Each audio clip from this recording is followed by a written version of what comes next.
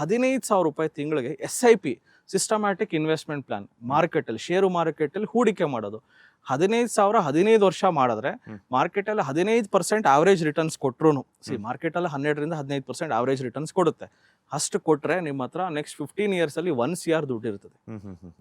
So IT ಎಂಪ್ಲಾಯೀಸ್ಗೆ ನಾನು ಹೇಳೋದಂದರೆ, ನೀವು ಎಷ್ಟು ಅರ್ನ್ ಮಾಡ್ತೀರಾ, ತಿಂಗಳಿಗೆ 1 ಲಕ್ಷ 1.5 ಲಕ್ಷ 2 ಲಕ್ಷ ದುಡಿತೀರಾ, ಅದರಲ್ಲಿ 30%, 1 ಲಕ್ಷ ಆದರೆ 30,000, 2 ಲಕ್ಷ ಆದರೆ ₹60,000 ನೀವು ಉಳಿಸಿದ್ರೆ, ಉಳಿಸೋದಲ್ಲ ಹೂಡಿಕೆ ಮಾಡಿದ್ರೆ ಈ ದುಡ್ಡು ನಿಮ್ಮನ್ನು ಸಾಕುತ್ತೆ, ನಿಮ್ಮನ್ನು ಕಷ್ಟ ಕಾಲದಲ್ಲಿ ನಿಮ್ಗೆ ಆಗುತ್ತೆ.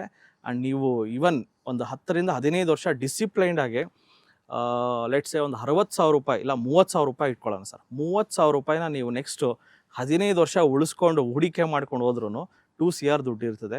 ಆ 2 CR ಅಲ್ಲೇ ಅವ್ರ ಜೀವನ ನಡೆಸ್ಬೋದು. ಅದಕ್ಕೂ ಸಹ ನನ್ನ ಹತ್ರ SWP STP ತುಂಬ ಆಪ್ಷನ್ಸ್ಗಳಿದ್ದಾವೆ.